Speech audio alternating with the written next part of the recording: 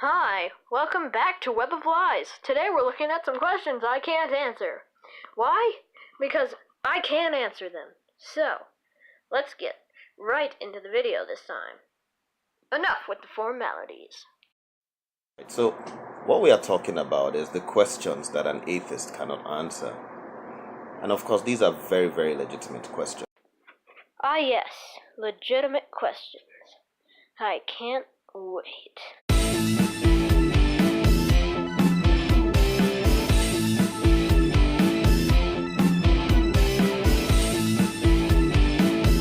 So, what we are talking about is the questions that an atheist cannot answer. And of course, these are very, very legitimate questions. So, you have atheists, you have people who call themselves humanists, you have some people who basically are anti-godists. They seem emphatic about revolting against the said God. So there are these questions, and I'll be listing the questions so we see whether these people can answer them, and then pose these questions to these atheists anytime you talk to them to see if they do have answers to them. You said anti-godists. Did you mean anti-theists? Like Nightmare Fuel for a YouTube reference? Or do you mean people who believe in God but hate God? The first question is, what is the purpose of your existence? I do not believe life has an inherent purpose, but that people define their purpose for themselves. However, when I was a Christian, I thought that life was entirely meaningless and a waste of time, saying that God already knew everything we were going to do in life, and I felt as if I were part of a cruel and pointless experiment. No joke, that was my outlook as a Christian. As an atheist, I find that life is much more important because it is finite and therefore more meaningful. And that's the question people have asked for so long. And you have these seminars where people discuss and say, what's the purpose of our existence? So as long as you're here and you do not know the purpose of your being here, it basically makes your existence lack any value. So we would like to see whether people can answer that question. Now, from a religious point of view, the answer is pretty simple to that question. And the answer is, quoting what I was speaking with a Jewish friend of mine some days ago, and he said, I did not create man, but to worship me. Okay. What? So your Jewish friend thinks he created man to worship him? Or is that just incredibly sloppy language? So that's the answer to that from a religious point of view, that we are here to worship God. But Your Jewish friend, God. the second question is, if we can get away with it, why should we not kill fellow men? And this is the basic question on morality. Because I form my morality around the well-being of myself and others, so that they or I are not harmed in a major way, so that the species can continue to thrive. Based on my moral opinions, a human life has value, and I should not infringe on their rights because that would not allow me to reach the goal of creating a better world for people to live in. I don't kill someone because based on my morality system that I've constructed around my values, it is wrong. Humanists think morality, men can determine morality. But the question is, if not for said lay down principles that come from the religious perspective, when you look at things from an evolutionary point of view, why not kill the next man if you're not going to be caught to survive? To get some money, to get something. If you're not going to get caught, what's the reason why you will not do it if there's not an all-seeing body and an all-seeing person who you will report to? Now, I would like atheists to explain what brings about this morality. If you're not going to get caught for adultery, or you're not going to get caught for something. You switched gears really fast. You went from murder to adultery as if they're somehow equivalent. But my argument still stands, not just specifically for adultery, but for anything I deem morally wrong. The third question is, why should man conserve the environment? And this was a question I posed to a professor from New York State University from New York University, actually, NYU, during her dissertation presentation. And I asked her, I say, why conserve the environment? Nature, there have been, meteorites or asteroids have struck the Earth. And due to these processes, according to evolution, these are the reasons why we are here, because of catastrophic events. So all of a sudden, why is it our responsibility to starve ourselves of things we can do? We can make nuclear bombs, we can drop them, we can burn things, we can, cause global warming. At what point and for what reason and with what justification is man suddenly in charge of preserving the environment? This question is a valid question that makes a good point, surprisingly. As I see it, the question is basically this. From an evolutionary standpoint, why not do whatever we want, expend natural resources and trash the environment, for our benefit? And my response to that would be that slowly our food supply dies off, the air becomes toxic, as it has in some parts of China, and it doesn't help our society move forward. Once you start destroying nature, you could get to a point where you make Earth uninhabitable. So we conserve nature to protect ourselves.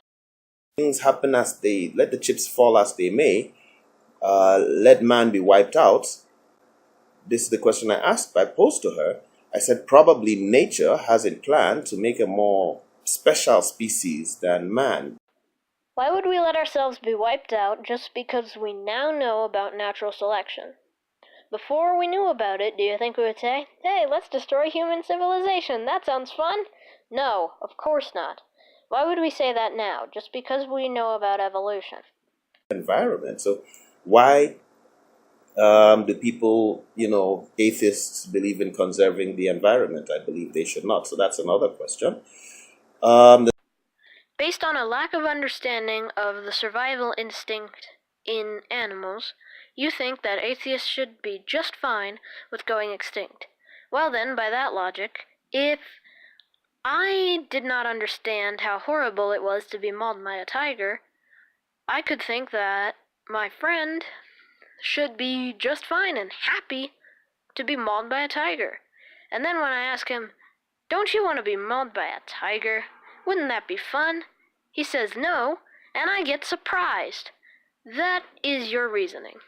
What I skipped was mostly self-contradictory questions about the Big Bang and a question about virgin births, which I found irrelevant to my video, and a question that could be flipped on him whether or not life is a dream.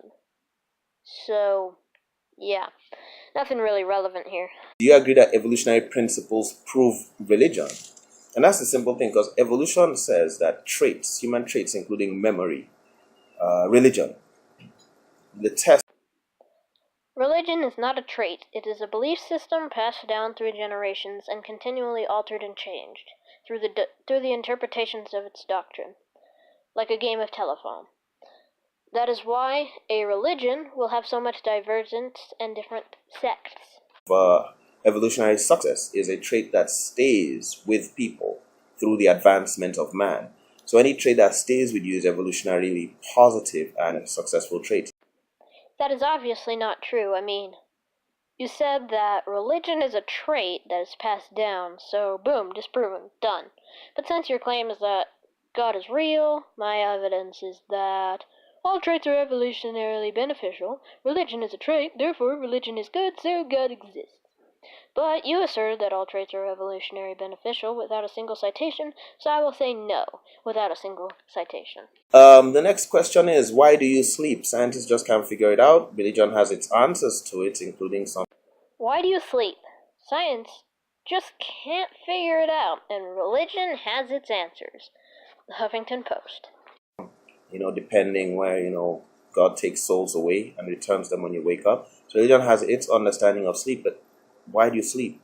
And that's a deep question. Scientists fail to understand. There's no reason for it. You waste your time. You spend so much of your life in it, and what's the reason for it? I found an article about this. It's linked in the description, but sleep sorts out your memories, allows better comprehension and reflexes. So it is necessary, but this question is so pointless to the questions atheists can't answer. So I'm legitimately confused about why you asked it. Question number 12 is it's in evolutionary. It's an evolutionary question again. It's bilateralism. Human beings, you are bilateral. You move with two sides. Question is, if you are developing two sides, how come both sides are harmonious, congruous, the same? Well, very simplistically speaking, they are, but your two sides are different. For example, my ears are different shapes. The heart is further on the left than on the right, but all of that comes off as question dodging, so I'll explain it this way. I don't know. Now you say, gotcha. I say, God of gaps. Question number 13 is, why does a cock hatched in seclusion crow when a hawk passes by? Citation? Innate, knowledge of organisms. Instinct. It goes along with migration patterns, innate abilities. How does that cock know that hawk, it has to warn others that that's danger there? How do you have that? Is that coded in your genes? Instinct. Science, there's no fact. There's absolutely no fact in science. So how do you come to the table for a conversation or a discussion when you're not bringing any fact? Can you use a position where there is no fact? You have theories, you have principles. And lots of times these principles or theories get thrown out. Now, how do you come to the table for a conversation without a single fact? And you have the majority of evidence backing up your claim, and no scientific discoveries currently contradict your claim. Then it becomes a theory. Oppose something else. Now, you might not be able to prove that something else is better than what you are coming to the table with, but you are coming to the table devoid of fact. Okay. And the final question is, can you defend or explain or justify the placebo effect? And when you're telling people to abandon religion, it's well known that the placebo effect is, you take a placebo and you do get healing. How do you explain that? Science cannot explain that. And you have great amount of healing in placebo effect, and this comes with spirituality and all the spiritual solutions where these things transcend scientific explanation. You just swallowed chalk and you got healed of a condition. How come? Something out of the ordinary sense material existence. So, as simple as it is, the placebo, how do you explain that? It may be psychosomatic for some of these, and that may be the most sensible conclusion. And that's all I know. Asthma patients using placebo inhalers and feeling better, but not performing better on a breathing test, is kind of evidence for that. But again, how is this a gotcha question?